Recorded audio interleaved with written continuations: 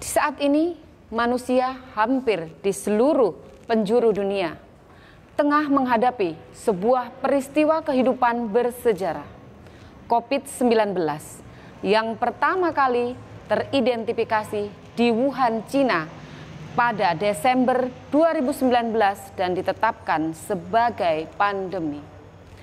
Polkes, Polisi Punya Podcast, 30 menit ke depan berbincang pengalaman bersama tenaga kesehatan dalam memberikan pelayanan di masa pandemi.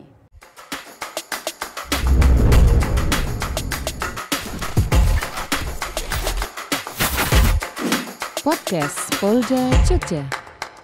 Hai sedulur Jogja Istimewa, seperti yang saya katakan tadi, hari ini kita akan berbagi pengalaman dengan tenaga kesehatan yang selama masa pandemi COVID-19 ini sudah bekerja sangat keras. Nah, oke, kali ini kita perkenalkan, telah hadir bersama kita Dr.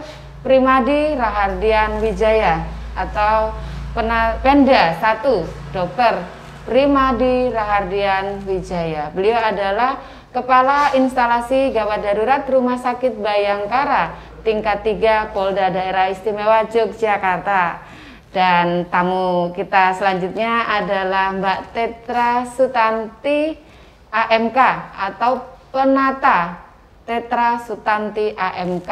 Beliau adalah PS2 PAUR ya, PS PAUR 2 Subit Dokpol Bidokes Polda Daerah Istimewa Yogyakarta. Nah, kehadiran beliau ini pada hari ini kita akan berbagi pengalaman selama beliau bertugas di Rumah Sakit Darurat COVID-19 Wisma Atlet Jakarta. Seperti apa pengalaman mereka, seperti apa pasien-pasien mereka, dan seperti apa sih COVID-19 ini? Mari kita langsung berkenalan.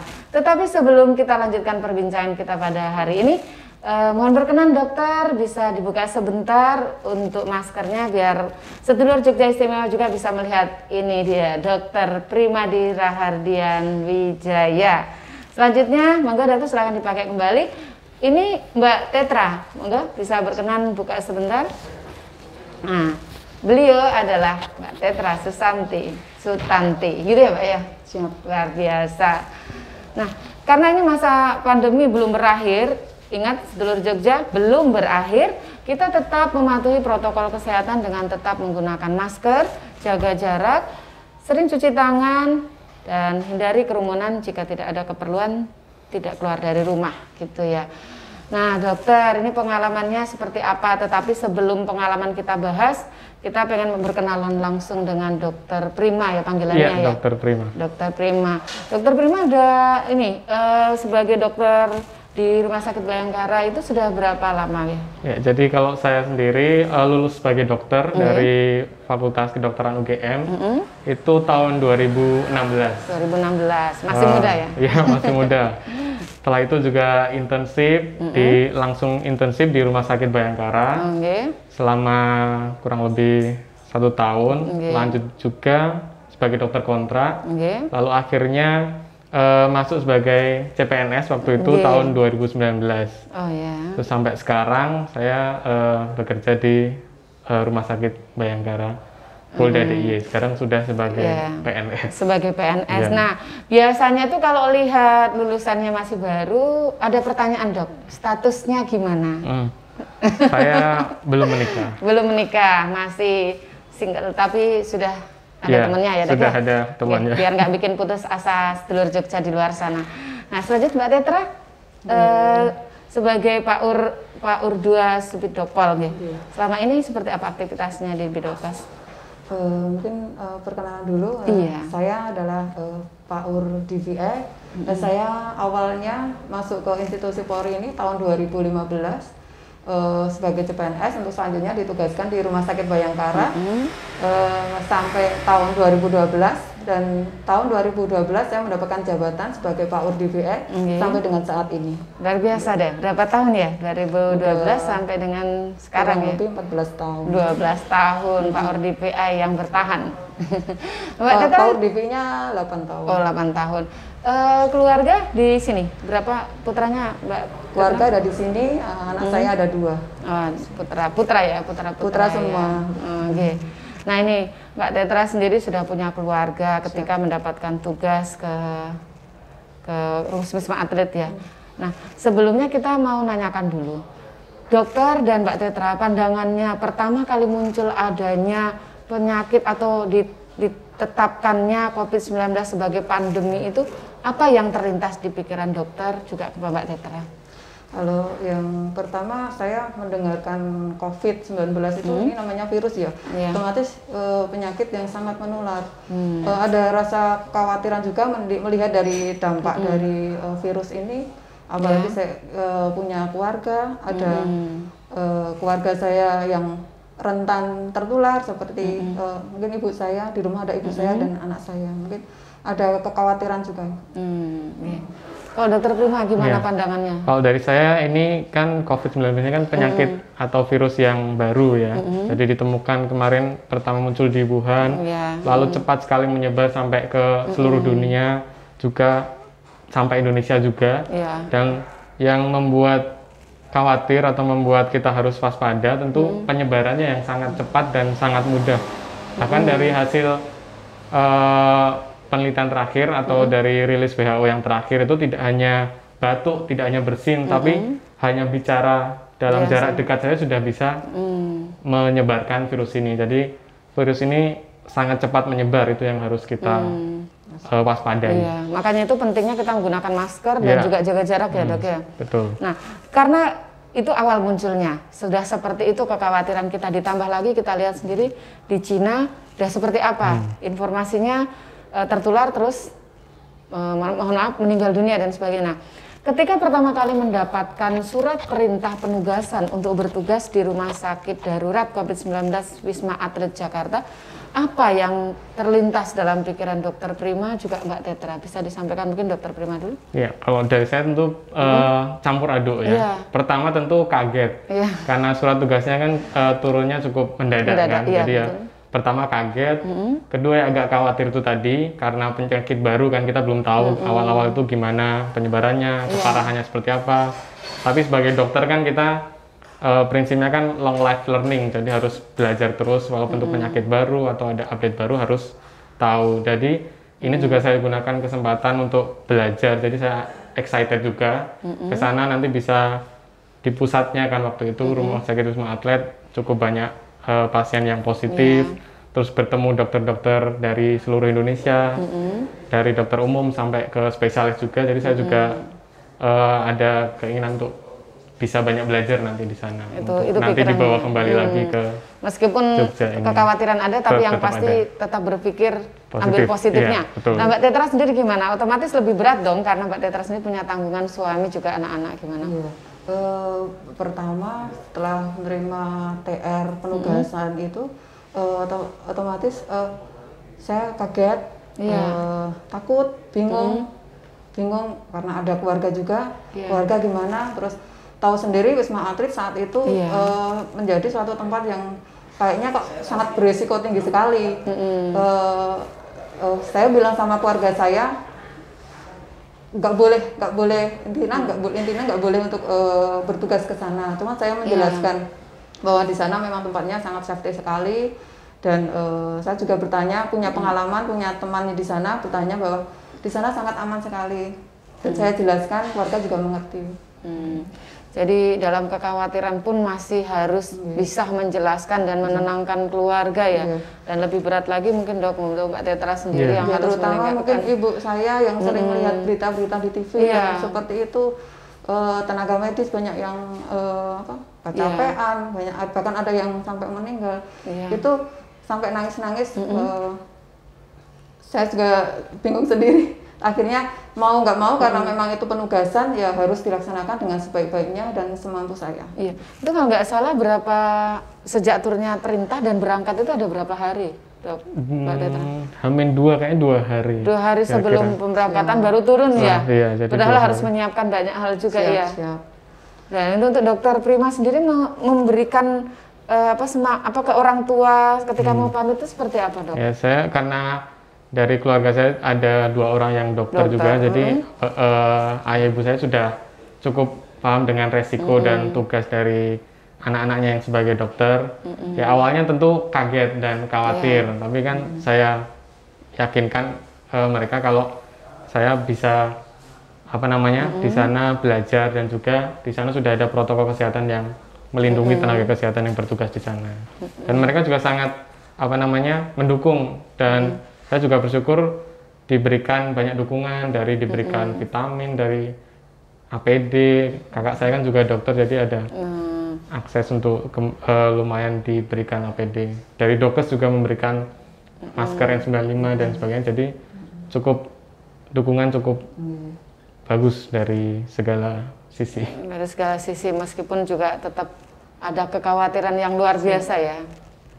Ya memang tidak bisa dipungkiri, siapapun pasti akan khawatir, apalagi saat pertama kali bertugas itu COVID-19 juga masih masih baru, dan banyak berita-berita yang entah mana yang berita yang real atau yang sebenarnya, dan mana berita hoax, otomatis bikin ngeri.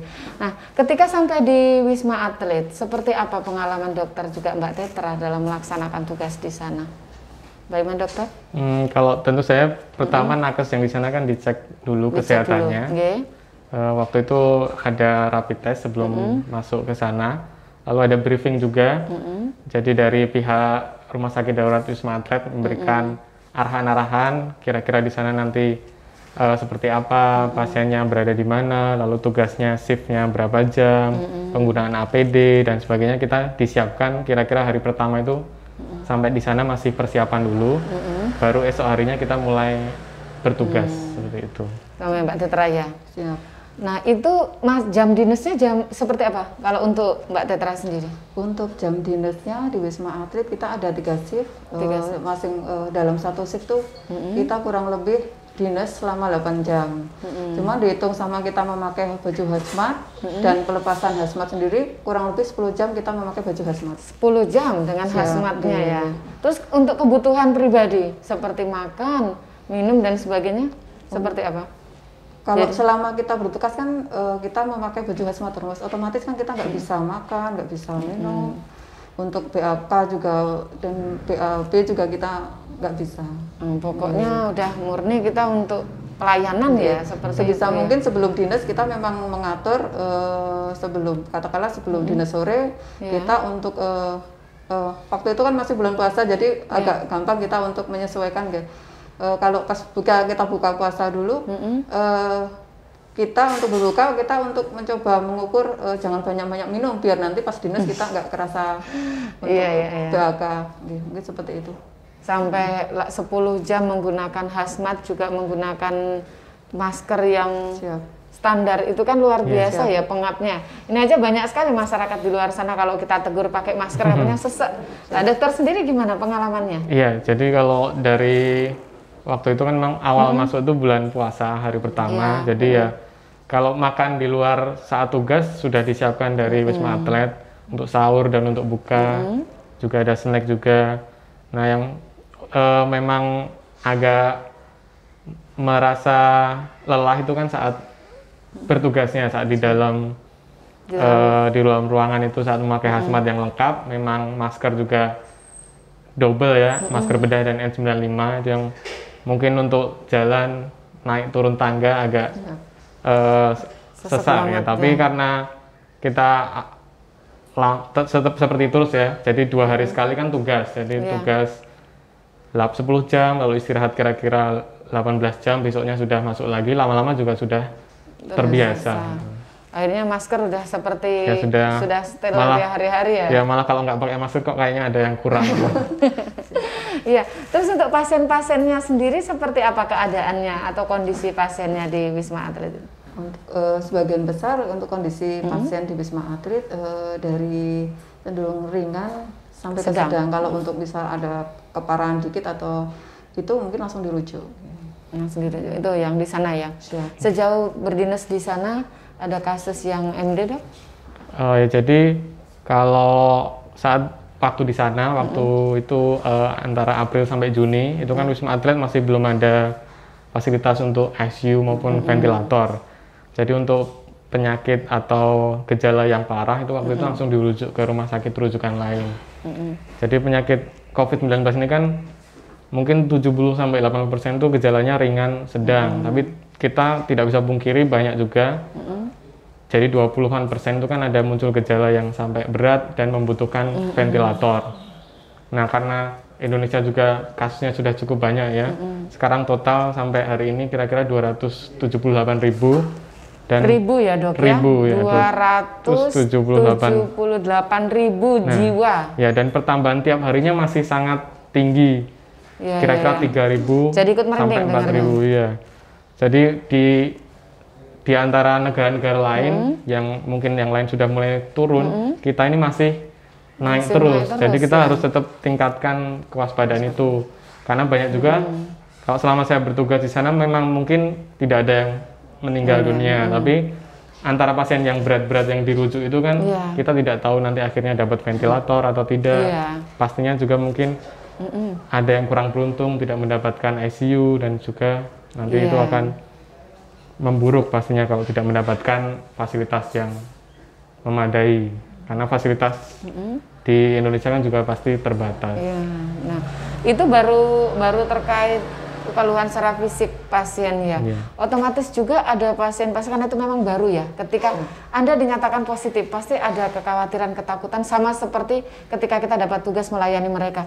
Ada nggak Mbak Tetra, mungkin yang paling dekat biasanya kan yang sering curhat itu pasien-pasiennya curhat terkait kekhawatiran dan ketakutannya mereka ketika harus dirawat di rumah sakit darurat Wisma Atlet. Selama ini dalam bertugas di Wisma Atlet kan kita memang seminimal mungkin untuk tidak kontak dengan pasien. Kita ada satu alat komunikasi yaitu pakai HP. Apabila mereka ada keluhan atau apa, memang lewat HP di dalam satu lantai itu dibikin satu grup. Kalau memang ada keluhan atau apapun, bisa komunikasi lewat HP, satu HP. Satu ruang jaga perawat, satu HP untuk mencakup semua pasien yang ada di lantai itu. Ada suatu pengalaman, ini seorang mungkin nenek-nenek ya, dia seorang diri di ruang isolasi, dia tidak mempunyai HP, otomatis kan kita harus proaktif ke ruangannya. Saya kalau mendengar nenek itu sendiri curhat, merasa sendiri, merasa kok tidak ada yang memperhatikan saya. Terus untuk makan juga kita terpaksa kita harus biasanya kalau yang nggak ada keluhan, kalau yang nggak ada keluhan itu ngambil sendiri di ruang jaga perawat, ngambil makanan dibawa ke kamar lagi. Tapi karena udah tua, kita otomatis nggak tega juga ya membiarin dia ngambil makanan sendiri. Akhirnya kita membantu. Jadi dari itu kita merasa gimana kalau ini keluarga kita yang tertular seperti ini, yang sakit seperti ini. Jadi kita menganggap pasien itu seperti keluarga kita sendiri. Jadi meskipun dalam satu ruang perawatan yang mana kita bertugas sebagai perawatnya, mereka pasiennya, itu pun kita sangat dikurangi untuk kontak dengan mereka ya. Seminimal mungkin kita untuk tidak kontak. Nah, itu mungkin salah satu yang menjadi alasan bahwa pemerintah memberi salah satu standar protokol kesehatan adalah jaga jarak dan juga mengurangi pertemuan dengan orang lain yang tidak ini ya dok ya. Nyatanya kita juga memang sangat-sangat diharapkan untuk tidak berkomunikasi terlalu dekat, karena memang tadi dokter sampaikan melalui percikan saat berbicara aja bisa nular ya. Seperti itu, sampai ngerinya berarti selama sakit, mungkin juga sampai yang ibaratnya meninggal dunia pun itu tidak ditemenin gitu ya. Ya mungkin teman-teman di sana tidak tahu sampai sedetail itu. Bahkan mungkin juga masyarakat umum tidak begitu tahu ventilator itu apa. Mungkin sedikit gambaran saja dok. Sebenarnya pasien yang menggunakan ventilator itu seperti apa sih penggunaannya, para pasangnya seperti apa, gunanya untuk apa, dan sebanyak apa ventilator yang kita miliki sampai harus rebutan gitu. Sebenarnya yang ditakutkan pemerintah adalah ketika jumlah yang sakit kritis lebih banyak daripada alatnya gitu kayak dok ya. Bisa dijelaskan dok ventilator sendiri seperti apa penggunaan? Jadi memang dari awal ini kan virus yang menyebabkan penyakit COVID-19 ini kan gejalanya sama ininya gimana? Menyerang ke saluran nafas. Saluran nafas kan dari awal hidung sampai ke utamanya nanti ke paru-paru. Nah, jadi kalau virusnya itu sudah menyerang sampai ke paru-paru, sudah menimbulkan infeksi ke paru-paru, nah itu yang menyebabkan gangguan nafas nanti. Jika gangguan nafasnya berat sampai dia tidak bisa nafas dengan maksimal, itu membutuhkan yang namanya ventilator. Jadi ventilator itu alat bantu nafas dari mesin. Jadi saat pasien sudah tidak bisa nafas sendiri, nanti kita masukkan seperti selang. Sehingga nanti dibantu nafas pompanya oleh mesin ventilator tersebut. Itu dimasukkan selangnya melalui apa, Dok? Jadi melalui mulut. Untuk namanya kan itu endotracheal tube istilahnya, itu nanti lewat mulut langsung lanjut ke saluran pernafasan. Itu untuk orang yang dalam kondisi masih sadar itu juga dipasangkan ya? Enggak, kalau ventilator itu untuk pasien yang sudah tidak sadar. Jadi untuk yang gejala berat membutuhkan ventilator itu biasanya tidak sadar. Berarti selang yang dimasukkan itu berdiameter sekitar berapa itu, Dok? Ya, sejari kelingking lah kira-kira. Sejari kelingking dimasukkan ke tenggorokan, ke mulut ya, Dok? Ke mulut, nanti ke saluran nafas. Ke saluran napas, kemudian nanti disambungkan ke alat mesin ventilator itu yang membantu untuk memompa nafasnya. Kemungkinan besar ada perbaikan nggak ketika memakai ventilator? Ya, sebenarnya kalau sudah ke arah itu, jadi kalau sudah masuk ICU, terus menggunakan ventilator itu sebenarnya prognosisnya sudah buruk. Jadi sudah buruk ya, Dok? Ya, untuk kedepannya itu sudah buruk. Jadi sebenarnya untuk perbaikan itu juga kesempatannya lumayan kecil. Jadi jangan sampai berurusan dengan ventilator. Jangan sampai kalau sudah sampai ICU ventilator jangan sampai itu udah sangat sulit nanti untuk perbaikannya. Iya.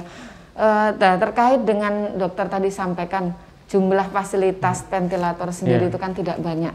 Seperti apa supaya kita tidak sampai orang-orang ini tidak sampai ke arah penggunaan ventilator seperti apa, Dokter? Ya, jadi kan di awal tadi sempat saya bilang kalau 70-80% itu kan gejala ringan sedang. Nah, kira-kira yang membutuhkan ventilator itu nanti 5-10% dari yang positif. Jadi otomatis kalau semakin banyak yang positif, pasti semakin banyak orang-orang yang membutuhkan nanti ventilator. Terutama yang dengan komorbid seperti usia tua, mungkin dia merokok atau ada penyakit paru lain, mungkin diabetes, hipertensi, kolesterol dan sebagainya. Bahkan tidak jarang ada juga yang pasien muda juga ada yang sampai berat seperti itu. Jadi yang muda-muda yang masih merasa sehat jangan merasa terus aman gitu jangan lengah. Kita harus tetap waspada, baik itu muda maupun tua. Jadi untuk menurunkan risiko untuk kita kehabisan tempat di ICU ventilator itu tentu menurunkan jumlah pasien yang positif tiap harinya. Jadi yang paling depan, garda paling depan justru adalah masyarakat. Karena dari masyarakat sendiri yang kita tahu slogan kita Cita Mas Jajar ya. Jadi cuci tangan, pakai masker dan jaga jarak itu harus selalu kita jalankan ya. Dan terutama jangan keluar rumah kalau memang tidak perlu. Jadi kalau memang cuma untuk nongkrong-nongkrong atau makan-makan, ya tidak usah. Tidak usah karena tidak lihat muda, tidak lihat tua. Bisa. Yang pasti kondisi COVID-19, terus juga jangan ditanyakan, nyatanya ada yang tidak bergejala. Memang kalau menurut ada. Dokter gimana kalimat itu? Ya memang ada yang tidak bergejala, tapi kan kita nggak tahu apakah mau ambil resiko nanti kalau positif jadinya bergejala atau tidak. Kalau dari saya sih mending tidak usah ambil resiko, lebih baik negatif. Karena kita tidak tahu keadaan diri kita ya. Boleh saja kita mungkin lihat kita, orang merasa sehat, tapi ternyata kita ada penyakit yang kita belum ketahui. Sedulur Jogja Istimewa masih dengan penjelasan dokter tadi kan ada kaitannya dengan protokol kesehatan itu. Kenapa pemerintah membuat harus menggunakan masker? Mengapa pemerintah melarang kita untuk berkerumun? Mengapa kita harus jaga jarak dan sering cuci tangan? Itu semua karena ada kaitannya dengan yang dokter jelaskan tadi, bahwa percikan air ludah paling ini berapa meter, 1 meter ya, Dok? Minimal 1 meter bahkan. Pokoknya kalau dia sudah membuka mulut itu kemungkinan tersebar sudah ada. Walaupun dia mungkin cuma menguap atau berbicara yang tidak batuk, bersin. Kalau bersin kan jelas keluar air ya. Tapi bicara pun ada bisa resiko untuk tersebar juga. Seperti itu ya dok ya. Terus tadi itu ya menurunkan angka kesakitan akibat COVID-19 dengan harapan pasien tidak jatuh pada kondisi yang semakin kritis. Karena ketika semakin kritis otomatis membutuhkan fasilitas kesehatan yang lebih canggih lagi, misalnya ventilator. Sementara ventilator sendiri juga sebelum COVID-19 juga sudah rebutan gitu ya. Mungkin kalau ventilator bisa beli, tapi kan di ICU itu ada tenaga kesehatan yang harus mengawasi, dokter yang harus menata laksana pasien, itu kan terbatas. Kalau dokter kan nggak bisa beli gitu. Iya, dan dokter juga udah ini ya. Iya, dan banyak dokter juga, dan banyak tenaga kesehatan, tidak hanya dokter sudah menjadi korban. COVID-19. Ya, sampai terakhir kira-kira sudah 125 dokter. 125 dokter, 125 orang dokter sudah meninggal akibat COVID-19 dan untuk juga beberapa perawat, tenaga. Ya, perawat sekitar 85. 85 untuk perawat. 125 dokter se-Indonesia sudah menjadi korban COVID. Perawatnya tadi berapa dok? 82 ya Mbak Tetra? 82 orang. Itu semua karena kelelahan ya Mbak ya, kelelahan, stresor. Kalau masyarakat bisa memilih, kami kemarin sudah bekerja dari rumah, sekarang waktunya kita keluar. Nah, tapi kalau petugas kesehatan kan sejak awal akhir Februari sampai dengan saat ini tidak ada ceritanya tenaga kesehatan cuti, tidak ada istirahat. libur. Nah, seperti itu kondisinya. Nah, saya pengen bertanya lagi sama dokter.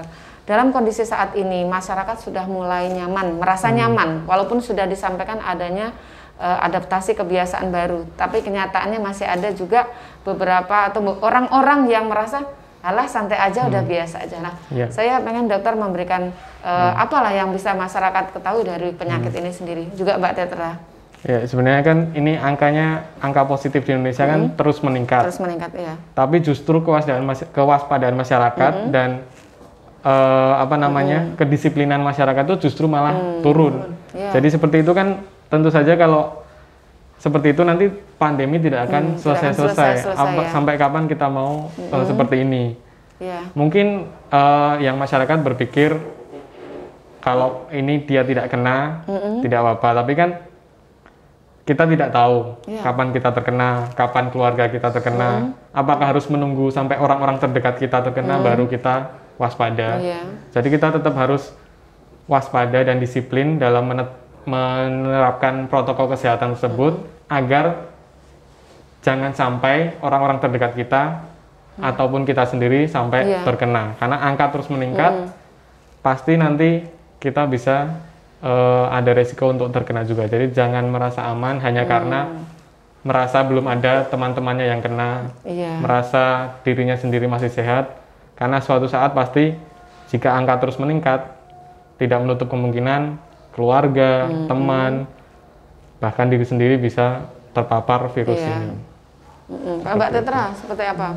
Kalau saya untuk masyarakat, mari kita bersama-sama untuk berusaha memutus mata rantai penularan COVID ini.